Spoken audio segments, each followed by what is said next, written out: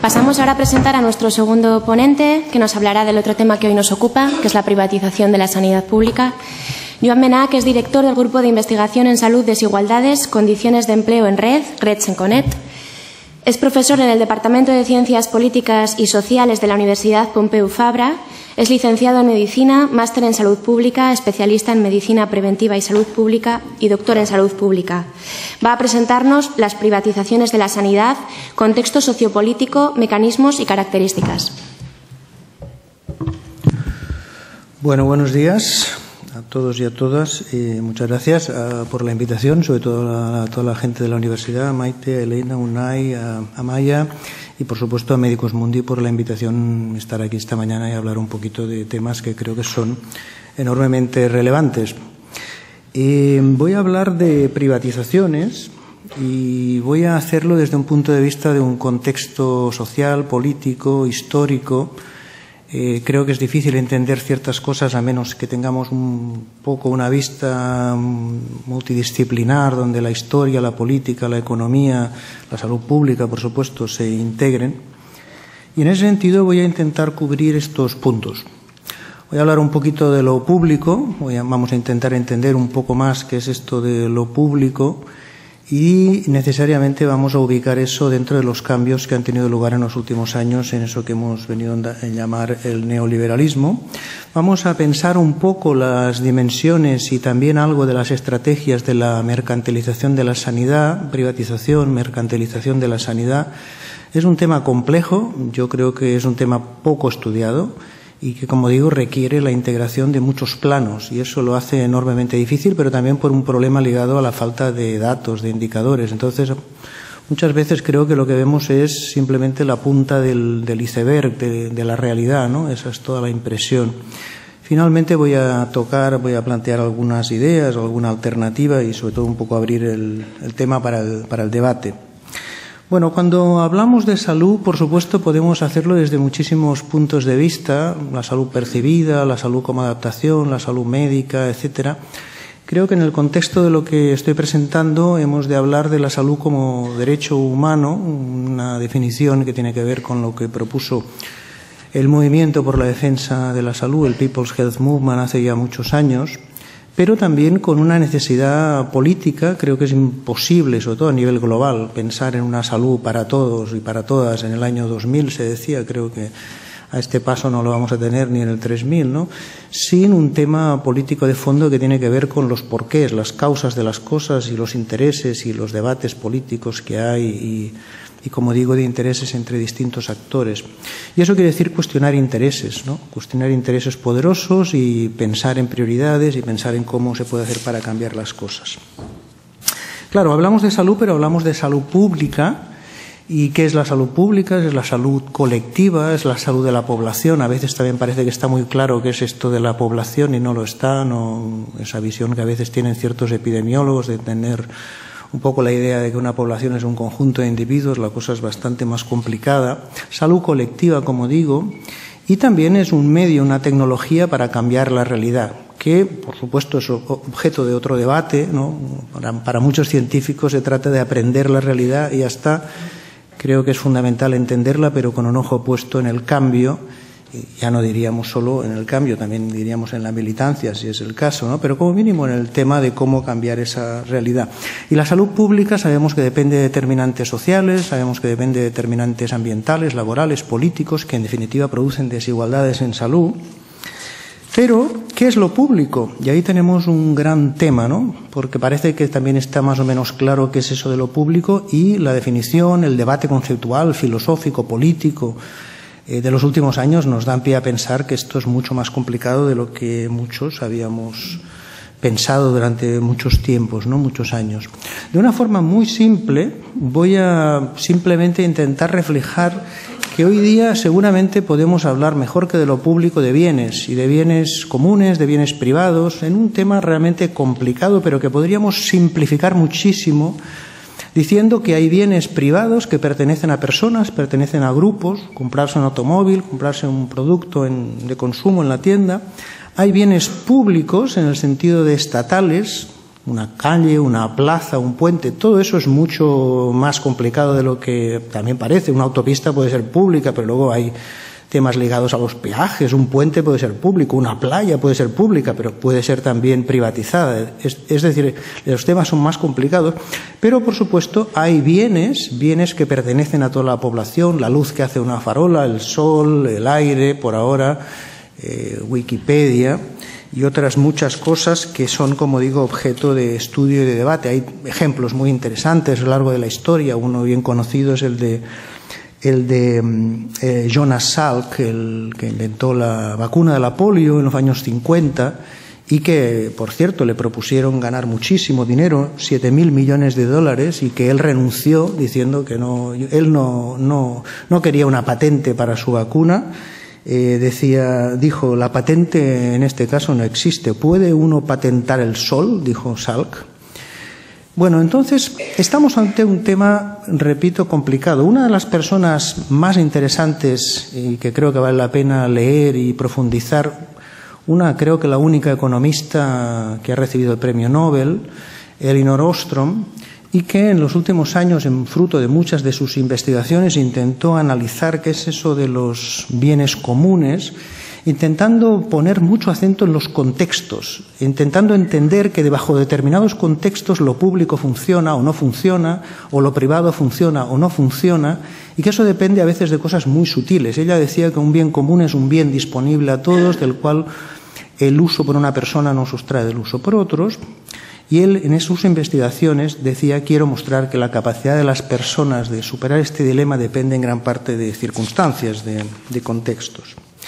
Pero para entender este asunto y este cambio que se ha venido produciendo en lo público y en eso que llamamos hoy los bienes comunes o los comunes, depende, ¿no?, porque hay mucho debate también, creo que hay que atender un poco la visión histórica. Y la visión histórica quiere decir el mundo que tenemos hoy y el que nos viene a nosotros, a nuestros hijos, a nuestras hijas, o el que previsiblemente nos viene en un mundo tan complejo y con tantas crisis sistémicas donde lo ecológico, lo económico, lo social, lo político y de todos los, digamos, niveles está interactuando, ¿no? Nosotros somos hijos y somos hijas de lo que ocurrió en los años 70 y lo que ocurrió en los años 70 y en los años 80. En algo muy bien estudiado por historiadores, politólogos y economistas, críticos sobre todo, y eso que se dio en llamar la globalización en un sentido así un poco neutral, pero también el neoliberalismo en un sentido más crítico. Una de las personas que ha analizado bien el tema en un librito muy recomendable, Una breve historia del neoliberalismo, ha sido David Harvey.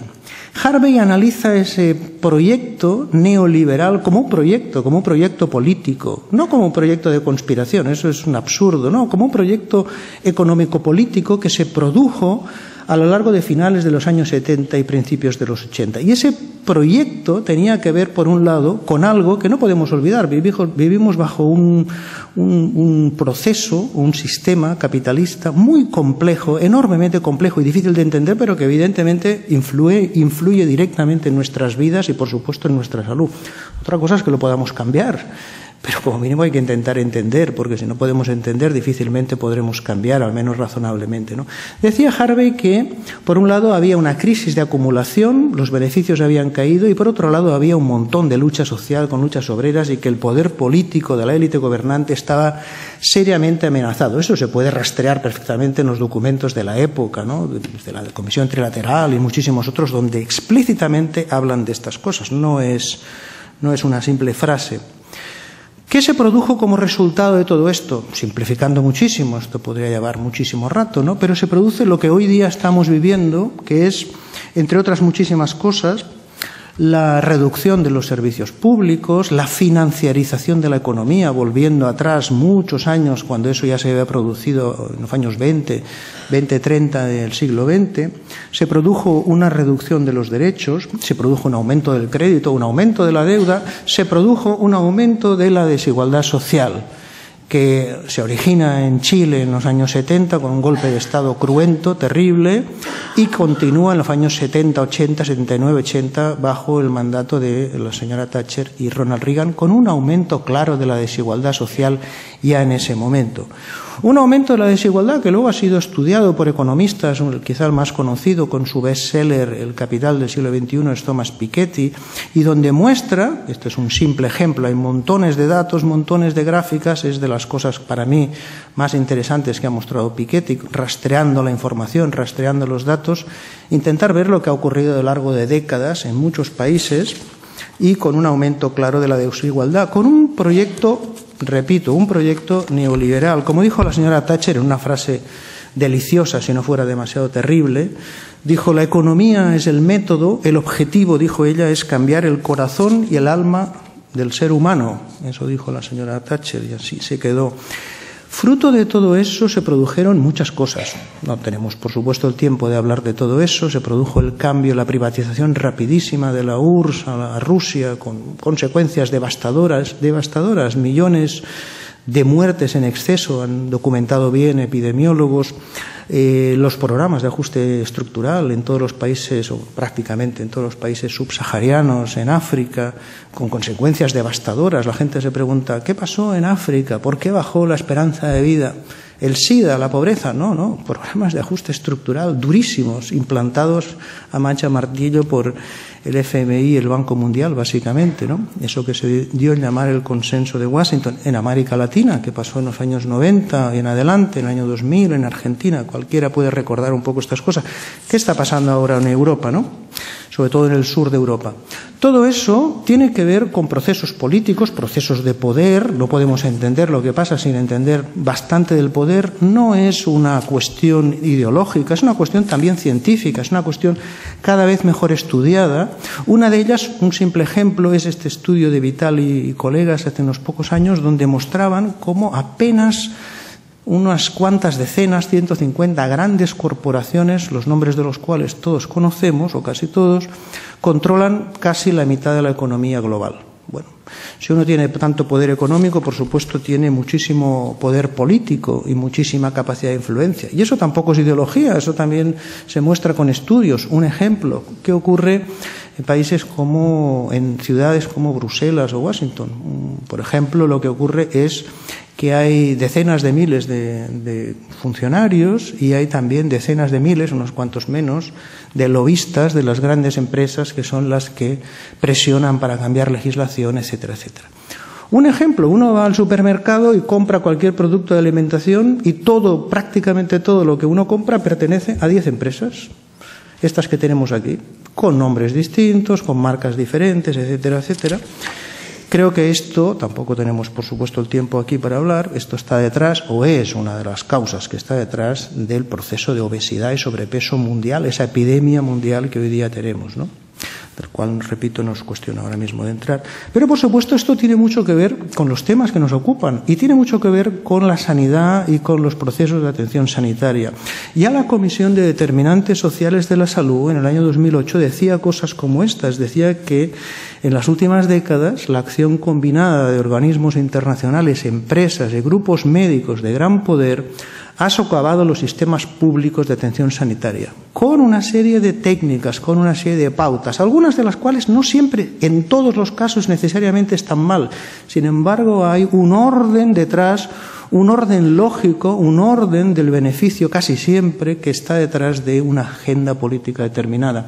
Fomentos de tarifas, remuneración por rendimiento, separación de funciones, acciones que privilegien las intervenciones costo-efectivas médicas, agentes del sector privado. Repito, no siempre esto aisladamente y en todos los casos es malo, pero en su conjunto y de la forma que se aplica nuevamente los contextos casi siempre lo es. El resultado, una creciente comercialización de la atención de la salud y un enfoque médico y técnico cada vez mayor. Y eso se ha producido con una interacción entre la producción de la enfermedad y el poder económico. Qué curioso, la medicina y la enfermedad la fabrican los mismos. Literalmente es así. En las revistas científicas desde hace años se ha debatido esa definición de lo que se llama el disease mongering, que quiere decir fabricantes de enfermedades. Hay montones de buenos libros y buenos artículos científicos donde se documentan hechos, como por ejemplo, quizá el más recomendable es el de Peter Gosche, medicamentos que matan y crimen organizado, dice Gosche, que es un biólogo y químico muy interesante, participante en la Fundación Cochrane desde hace muchos años, un auténtico experto y que califica a las grandes multinacionales químico-farmacéutico-tecnológicas como mafia directamente, ¿no?, en cuanto a sus procedimientos, y pone muchos ejemplos para documentarlo y para mostrarlo. Tengo guardados unos ahorrillos para poderme pagar una agonía por lo privado. El roto siempre tira con mucha bala. ¿Cuál es el diagnóstico, doctor? No rentable. El caso más claro, por supuesto, es Estados Unidos, el país más poderoso del planeta, un país que tiene una enorme capacidad de poder en cuanto a su economía, militar, mediática y demás, y donde la sanidad está como está. Pero, por supuesto, Estados Unidos es un caso extremo, pero es uno de los espejos a los cuales muchos se miran o nos miramos como para avanzar en ese proceso de privatización o de mercantilización de la sanidad. Un ejemplo que yo descubrí un día leyendo el periódico tranquilamente mientras tomaba un café, que me parece muy ilustrativo y muy brutal, digamos, de lo que ocurre en Estados Unidos. Este trabajador, James Veron, un trabajador de la Coca-Cola, que se queda en paro, está enfermo, tiene problemas en el pecho, en las piernas, tiene una serie de cuestiones, y entonces el hombre se desespera, ha perdido el seguro médico, ¿y qué hace? Se va al banco de la esquina y dice que viene a atracar el banco y que le den $1. Y al cabo de un minuto se sienta, unos segundos, se sienta en un banco a esperar a que le vengan a detener. ¿Por qué? Porque quiere que le vengan a detener para llevarle a la cárcel. ¿Y por qué? Pues porque en la cárcel puede tener atención médica, o al menos algún tipo de atención médica que él no tiene. Estamos, más allá de este caso, de esta anécdota, estamos ante un proceso, estamos viviendo ahora mismo un proceso que yo diría, me parece, que es decisivo. Estas próximas décadas me parecen décadas decisivas, no solamente en lo económico, en lo ecológico, por supuesto, también en los temas de sanidad. Y si no, atendamos a todas las noticias y todas las informaciones de estos procesos semisecretos, digo semisecretos porque han salido a la luz pública, el TTIP, el TISA, donde nos estamos jugando muchísimo. Nos estamos jugando que haya o no un tratado de libre comercio entre las grandes empresas norteamericanas y europeas, que tienen detrás una agenda y una agenda política donde la demolición de la sanidad pública, como se ha conocido durante décadas, ¿no?, con todas sus enormes ventajas y con todo lo que hay detrás de lucha social y demás, pueden producir cosas como las que veis aquí en la pantalla, ¿no? Y donde están intentando jugar a un tema ligado al blindaje de los derechos, pero no de la población, sino de los derechos de las grandes multinacionales. En ese sentido, creo que debemos atender a lo que se puede llamar la promiscuidad entre el poder económico y el poder político. Creo que el Estado español es un ejemplo perfecto, ¿verdad? De esto todo no hace falta poner muchos ejemplos, ¿no?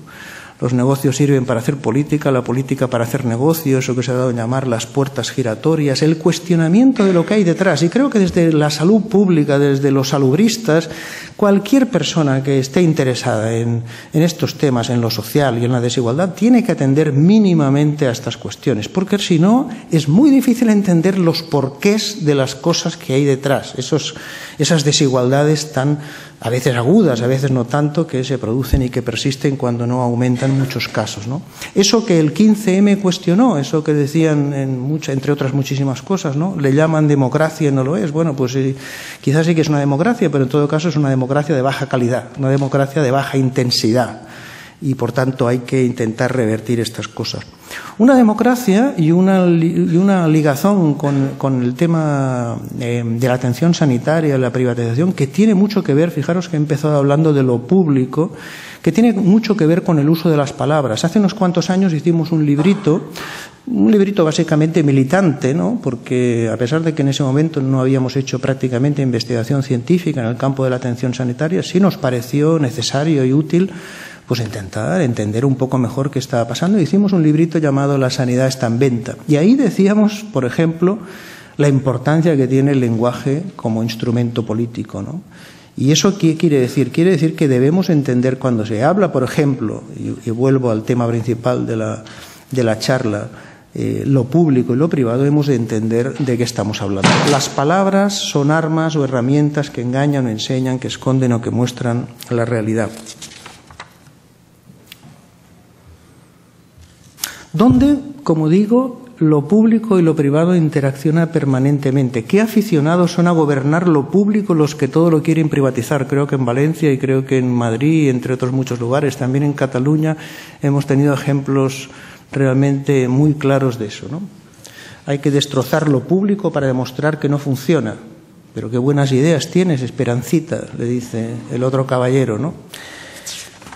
Bueno, con todo ello, me parece que un núcleo claro o importante, repito, a mi modo de ver todavía poco conocido, es complicadísimo intentar estudiar estas cosas, entre otras cosas porque hay que ver el problema, hay que estudiarlo y hay que tener los datos. Y eso necesariamente implica una visión casi siempre multidisciplinar. Tiene que ver con el hecho de que hoy día no hay líneas divisorias marcadas o claras entre un servicio privatizado y algo que podamos llamar público.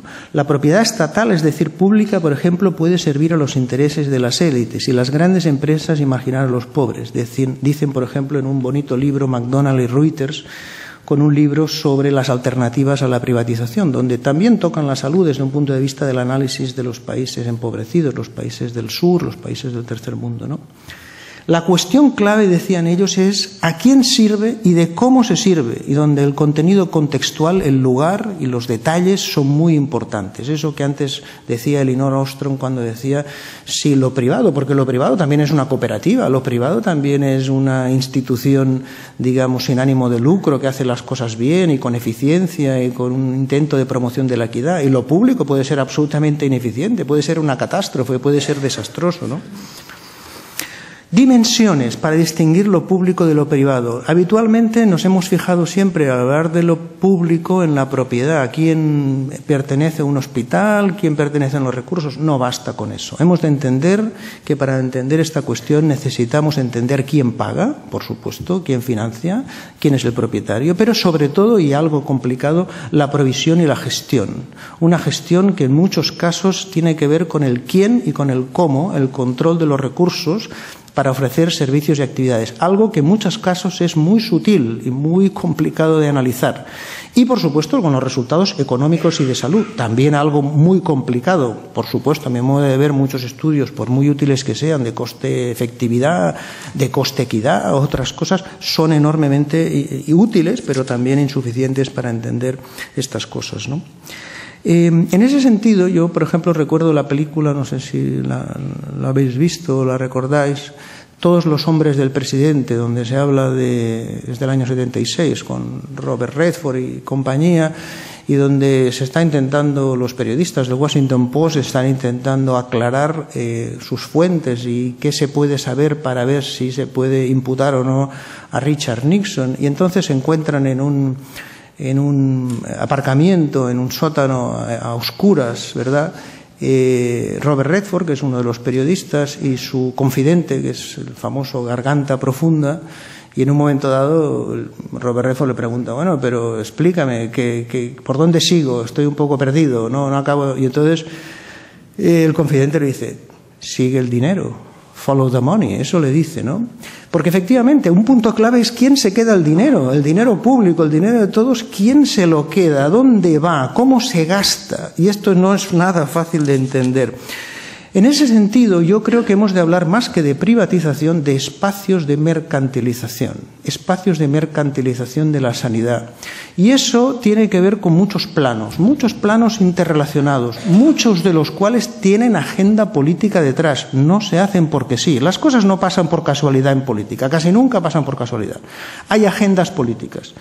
Y en ese sentido, los cambios legislativos son un punto clave, a veces muy sutiles, el tema del derecho privado, la creación de consorcios y partenariados público-privados también, la segmentación del sistema público con las externalizaciones y subcontrataciones, en muchos casos tiene que ver con el tema que nos ocupa, el tema de las redes político-económicas, las instituciones, los gestores, sobre todo los gestores de los grandes centros, es un punto clave del cual todavía no sabemos suficiente, es un tema casi de periodismo de investigación. Los medios de información que crean ideología, los medios de información y desinformación de masas, claro está, que básicamente, ¿recordáis las grandes corporaciones? ¿Quiénes poseen las grandes corporaciones mediáticas? Como decía Robert Murdoch ya hace unos años, ¿no? El gran magnate australiano de la comunicación, lo dijo hace unos cuantos años, dijo, ahora mismo somos 10 los grandes emporios mediáticos que dominamos el mundo. De aquí 10 años seremos 5 y yo quiero ser uno de esos 5.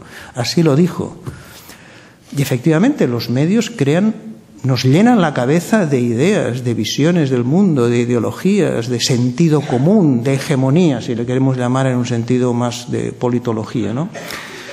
Y, por ejemplo, traducen de que lo público, lo sindical o tantas otras cosas, esos burocráticos, ineficientes, incómodo, lo privado pues es más racional, más eficiente, más rápido. Bueno, todo eso, por supuesto, es más que discutible en muchísimos casos.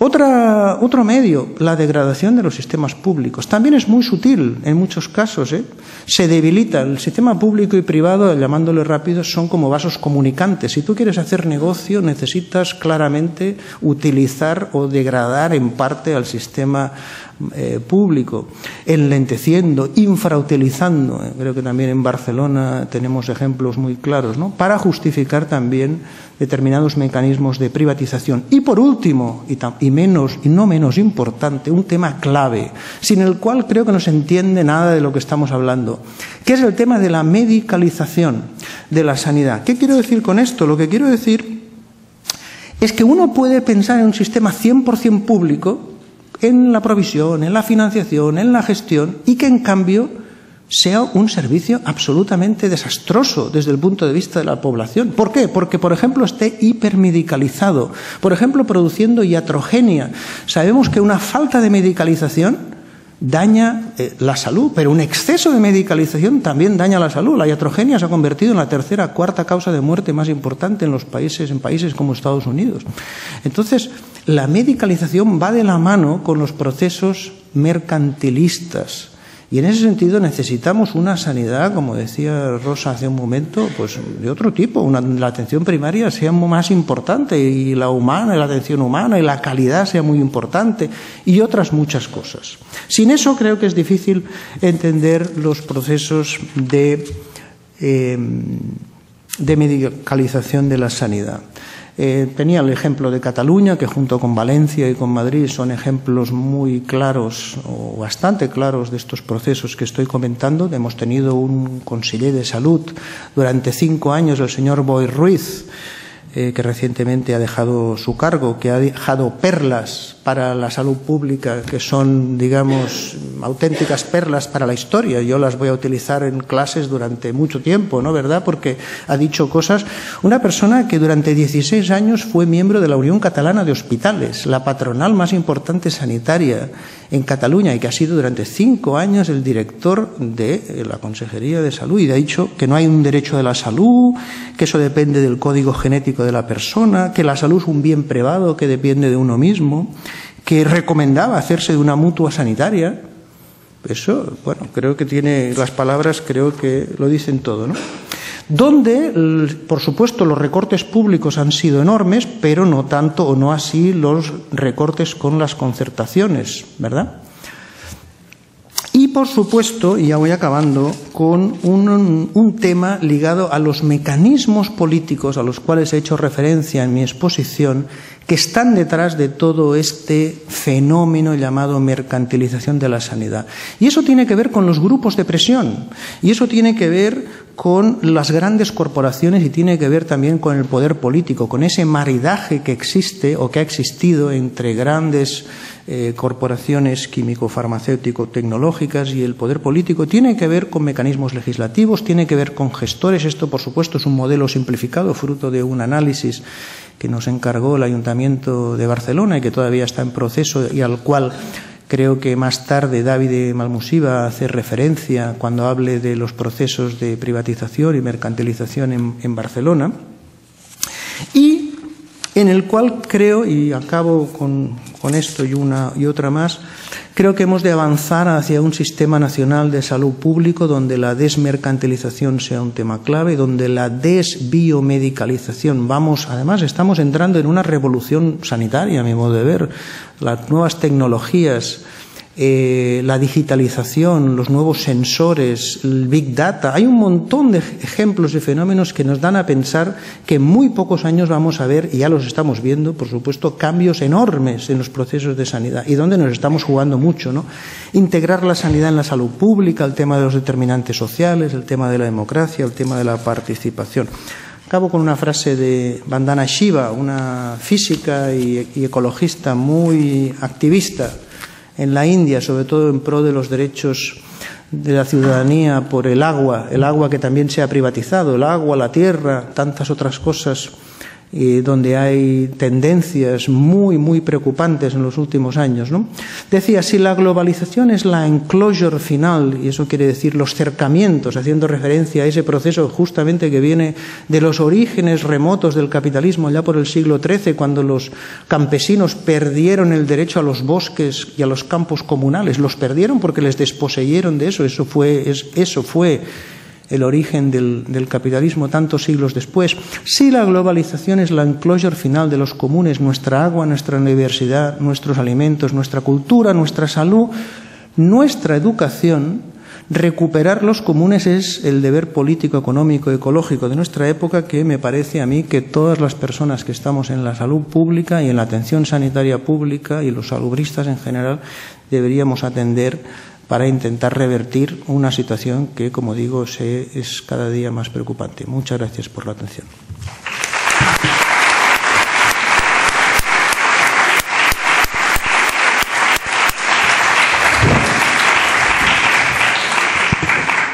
Bueno, muchas gracias a nuestros ponentes.